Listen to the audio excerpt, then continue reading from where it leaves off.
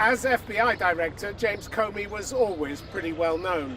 But when Donald Trump fired him last year, it boosted his footprint immeasurably. This week, he's my guest here in Berlin, where he's promoting a book, even as he faces new charges of insubordination and violating procedures in the run-up to the 2016 presidential election. So, what's the truth?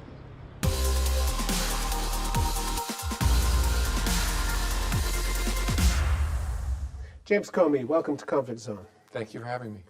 While you're touring Europe, selling your book, there's a storm of criticism in Washington over actions that you and the FBI took in the run-up to the presidential election in 2016. Most from the Inspector General of the Justice Department, who you politely, very politely, told to get lost. You didn't admit anything and you didn't apologize for anything. Are you whiter than white? I don't know what you mean by that. I'm a flawed human. I hope that, like, we all recognize that we are. And I meant what I said about the Inspector General. I respect their work. I respect their criticism. You just don't agree with any of it? Well, there's a fair number of things they said I agree with, but the two big criticisms are about the two most important decisions I made. And I'd be lying if I said that I think that criticism is accurate. I do think it's fair, though, and reasonable. What about the criticism that really jumped off the page was the department's revelation that you used a private email account in violation of official protocol? Now, for a man who spent a year and a half investigating Hillary Clinton's handling of her own email, isn't this hypocrisy? It's not, but it does reflect the fact that folks don't realize what the Clinton investigation was about. It wasn't about her use of a non-governmental email system. It was about her handling of classified information. And that's a very important investigation, but totally different from whether you're using a Gmail, which I was using to email drafts of speeches to myself. There was never any accusation that I used any system to communicate classified information outside. But it was inconsistent with Justice Department policy. That's what they said. That's what they said. You broke the rules. Well, that's a good question. I don't think they actually say it that way. They say they believe it was inconsistent with the policy. The policy does allow what we say de minimis use of a private email system to communicate. I actually think mine was consistent with that, but I'm not going to fight about that. The important thing is there's a difference between using a system to communicate classified content and using a system. And I really don't see it as a conflict with the Clinton investigation, but I get why the Inspector General included it. Well, not just the Inspector General. Chuck Grassley, for instance, chair of the Senate Judiciary Committee, June the 18th, he said it's disturbing that FBI employees tasked with investigating Secretary Clinton, including the former director, appear to have engaged in strikingly similar conduct. Yeah, that conduct was on 5 occasions. You either drafted official messages on or forwarded emails to your personal account. Right. Yeah, I was FBI director for 4 years, and I would draft speeches for public distribution, send them home to myself so I could work on them on my laptop, and then send them back to my government account when I was completed. Anybody who thinks that is the same as the conduct we investigated in the Clinton case was not paying attention. But there is also an investigation into how you did handle classified material that may have been contained in memos that you sent outside the FBI. According to a Washington Post report, shortly after you were fired in May last year, an FBI review concluded that some of the information in 2 of your memos was classified and that the FBI felt compelled to retrieve that information from the people you gave it to. The information was marked confidential, apparently, the lowest category of classified, but it was classified. You prepared to be investigated? Oh, sure. Yeah, in fact, I've cooperated with them and talked to them, and I eagerly await their report. I think Again, you broke the rules, though, didn't you? No, and I think you wait for the report. I think what you'll see is you know whether you did or not. Well, yeah, okay. The answer is I did not, in any way, and it's the reason I wanted the review done, and want the report out, is so that it ends the silliness about me mishandling classified information. The FBI review got it wrong, then? Well, the FBI hasn't done a review. The FBI reviewed and declined to investigate for a mishandling of classified information. Compared to obeying the rules and following procedure, which is what they criticized you for violating. Well, there's no doubt that I deviated, as they say, from norms, but there was nothing normal about the investigation of one of the 2 candidates for President of the United States during the election. But is that an excuse for insubordinate and extraordinary actions, which is what they accused you of? No, certainly not. It's an explanation as to how we saw the decisions and why we chose bad over worse in each of the key circumstances. They don't accept that choice, that binary choice. Well, they do. They just weigh it differently. They think the better, take as the decision we had to make close to the election to tell Congress we had restarted the investigation. The Inspector General's view is, I had a choice between speaking or not speaking, and I should have not spoken. I get that and I respect that. I think that underweighs the damage to the institution that would have flowed from not speaking about something that was hugely important and would have otherwise covered up a lie that had become no longer, that would cover up a lie that had hidden from the American people that we had restarted that investigation. Okay, I'd like to come on and talk about that in a moment, but the accusations, first of all, centered on a news conference you gave in July 2016, at which you announced the FBI would not recommend criminal charges against Hillary Clinton. You announced it separately from the Department of Justice. You told them just a few minutes before you did so. I thought, and my entire leadership team thought, that was the way best calculated to protect the institutions of justice. Incredibly unusual. In fact, I'd never heard of it before, the FBI announcing separate from the Department of Justice. But given the situation that the Attorney General was in, my view then... What situation she was in? That the Attorney General was, in the view of a reasonable American, compromised at that point and couldn't credibly announce the closure of the investigation, something she implicitly acknowledged herself by saying she would accept my recommendation. And my view was, and honestly it still is, even though I understand the criticism, that if I had announced it with the Attorney General, the American people would not have had confidence in the result. And the best, although still a bad choice, but the best of the choices was to announce it separately. You said Mrs. Clinton's handling of her emails had been extremely careless. My question to you is, since when is it the job of a federal law enforcement officer to judge whether politicians or indeed any citizen's behavior is careless? Our job is to investigate the conduct of the subject of the investigation and decide whether it warrants recommendation for prosecution. But you had to know that your words would be seized on by the other side and used to Mrs. Clinton's disadvantage. Well, I had to know that my words would be seized on by everybody, which is why I thought so long and hard about how to describe the conduct. In a way, remember the goal, in a way that the American people would have confidence that it was done in a competent and independent way. When it came to that July 2016 press conference, the Inspector General said, we found none of his reasons to be a persuasive basis for deviating from well-established department policies. Yep, I read that. This was showboating on your part. Something President Trump has accused you of, being a showboat. Yeah. This was showboating. Yeah, this was great for me, don't you think? Like, I knew this was going to be bad for me personally. This wasn't about showboating. I did one press interview and one press event in the FBI my final year and a half, and it was that one. It had to be. And you knew it would get massive publicity. Of course. We were investigating one of the two candidates for President of the United States during the election. So I get the Inspector General saying it was a deviation from normal procedures. Got it. There was nothing normal about this situation. That's what made it so hard to figure out what to do given our norms. You're also criticized, and you talked a bit about the October decision, also criticized by the Justice Department inspector.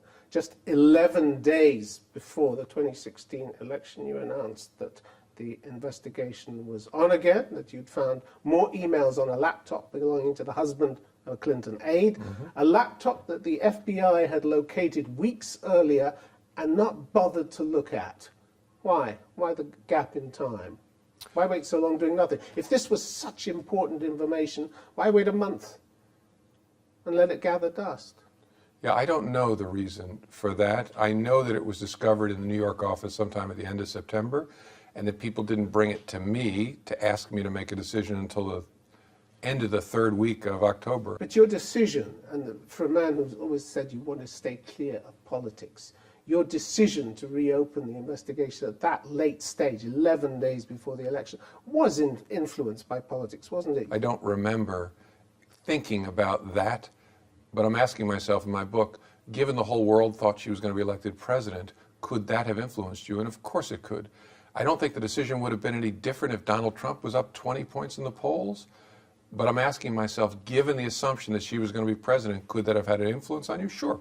Sure it could have. Again, we tried very hard. There's a difference between considering what the public thinks and electoral prospects. I don't remember thinking about electoral prospects explicitly. I just don't. You were worried about her coming illegitimate to the job if you didn't reopen the investigation.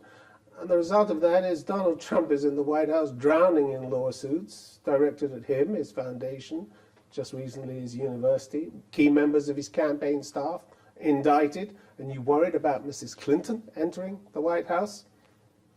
Illegitimate? Those other things really are not a concern of mine. They are as an American citizen, but not when you're director of the FBI making a decision about an investigation. But you were concerned that she might win the election. No. And she looked as though she was, and that was one of the factors in your decision-making process. No, I hope I was clear on this. I'll say it again.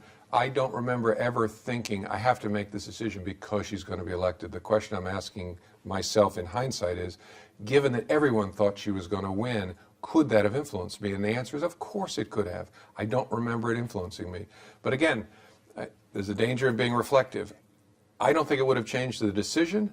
I think the FBI had to speak. And by the way, to correct another thing you said, everyone agreed that we had to reopen the investigation. That was not the controversial decision. It was telling everybody. Exactly. It was 11 days before. What do you do 11 days before the election? Do you speak about it or do you conceal it? And my judgment was the institution would suffer horrific damage. If we concealed that, it would suffer just bad damage if we spoke about it. But the effect of your announcement, let me put this to you, was to water down Hillary Clinton's right to a presumption of innocence, which is a vital part of the democratic justice system. And I say this because a large number of people had to believe that if you were going to reopen this investigation and throw this kind of boulder into the political waters at this late stage, you had to have something really important to offer the public. There was really some smoking gun there that you had. And otherwise, how could you possibly justify the risk of torpedoing her campaign? Well, again, you have to consider where you were on October the 28th. The Department of Justice and the FBI had told the American people repeatedly, we finished this investigation and there's no prosecutable case there. You can rely on that, American people. And that is no longer true, and not in a frivolous way, in a highly significant way, which is why the Department of Justice thought we had to reopen the investigation. So what do? Reasonable people can see it differently, but my view is you cannot, having spoken about it, both the Attorney General and I and many others had spoken about it, you cannot stay silent in the face of that information. Again, I've never imagined a situation like this, but what I ask people is, so what would you do if you were in my shoes and why? At the start of that 11-day period prior to the election, Hillary Clinton was ahead in the polls by around 6% in the national polls. A week later, after your announcement, her lead had halved. What we also know is that late deciding voters went overwhelmingly towards Trump. So there is undoubtedly a case, even if it can't be proved, that your action changed the course of the election. You can live with that. Well, I have to live with that. You said you were mildly nauseous about the thought you might have impacted the election. I wonder why only mildly. Well, I guess we'd have to weigh our versions of nausea, but it makes me slightly sick to my stomach even now to contemplate the notion that we had an impact. I hope not, but what makes it even more difficult is it wouldn't change how I think about it. Even if I went back in time, it just makes it more painful. So I hope not. I hope someday academics demonstrate that our numbers were already headed down and had no impact, but honestly, it doesn't change how you have to think about it sitting in your office on October the 28th. It just doesn't. 2 days after your October 28th announcement, Senator Harry Reid wrote to you to complain of a disturbing double standard for the treatment of sensitive information. His gripe was that as soon as you came into possession of the slightest innuendo related to Mrs. Clinton, you rushed to publicize it in the most negative light possible, he said, and yet you continued to resist his calls to inform the public about critical information relating to Donald Trump. That's true, isn't it? You were inconsistent. No, not in any respect. And the premise of his, that I've already been over this, but if I stay silent on things, people later say I agree to them. The notion that all we had about Hillary Clinton was innuendo is nonsense. But what you had about Donald Trump, you possessed, he said, explosive information about close ties and coordination between Donald Trump, his top advisors, and the Russian government. Yeah, that's not true. Really? I can't talk about anything that might be classified, I can just say again that the characterization of the senator's letter is not accurate. The decision that President Obama had to make was not my decision, it was his, was whether to say something publicly about the Russian interference effort, which is a really important and close decision. The one that was not close is, should we say something about but you didn't sign up to President about Obama's. a counterintelligence investigation that has just begun and we don't know what we have. So those are two very different questions. The President Obama decision was a hard one. And sure, by the time that they made the decision in October to say something, my view was, I can avoid action at this point because the statement is no longer necessary. And yet you still thought it was worth zeroing in on Hillary Clinton. I don't know what you mean by zeroing in. It was worth deciding between speaking or concealing on October the 28th, and that my judgment was we had to speak because hiding the fact that what we had said in the summer under oath was no longer true was an unacceptable outcome. So suspicious were the reports to GCHQ that the head of the organization flew to Washington in the summer of 2016 to brief the CIA Director John Brennan. James Clapper, the Director of National Intelligence, later confirmed this flow of information and intelligence. He said it's sensitive. So there was a lot of sensitive material coming into you. That's known. That's not classified. That's known. I can say this. I disagree with your preamble. I don't believe it to be accurate, but I can't sort for you, because of the rules governing classified information, what's true and not true. The whole lot of reporting about this is not accurate, but I can't go into it more than that. But you didn't worry at all that if the investigation into the collusion or alleged collusion of the Trump campaign with the Russians bore fruit and Donald Trump won the election, you didn't worry that his mandate might be illegitimate? We didn't know enough to know whether there was anything to it. So I actually don't even remember thinking about that. We were beginning an investigation. We knew the Russians were messing with our election. The separate question was, were any Americans helping them? And we didn't know that at the time. And by the way, but you had Donald strong Trump was suspicions. not a, we had reason to investigate. We knew the Russians were doing something. We had wisps of information that some Americans might be working with them. Didn't know that. And again, this is what people sometimes confuse. Hillary Clinton was the subject of that investigation that began publicly and closed publicly in 2016. Donald Trump was not the subject of any investigation during that election. It was an investigation into his campaign, therefore by association it was into him as well. Well, in a sense, it wasn't an investigation of his campaign. It was an investigation on discrete Americans to try to see if there's any connection between the Russian effort and these people. And his campaign. Well, these were people, some of whom were associated with the campaign, but there was not an investigation of the campaign. But nevertheless, even with what you had, you allowed tens of millions of Americans to vote without any of this knowledge. Well, what knowledge is the question I would ask? What would people have without me any of the say? strong suspicions that were being passed around by the American intelligence community at that time? So the FBI director should have announced in 2016 that there are suspicions of wrongdoing by Americans? That was actually never even seriously considered. Nobody brought that up and said we ought to be talking about a brand new counterintelligence investigation about Americans and we don't know whether they've done anything wrong. So I reject the premise that that was something we should have disclosed. I do think it's an important question about whether the Obama administration should have said something earlier about the Russian effort. But there's no serious argument we should be talking about a brand new counterintelligence case that doesn't involve the candidate as a subject, that's just beginning in the summer of 2016. Let's talk for a moment about your conversations with Donald Trump. You have this reputation of being a very tough Washington player.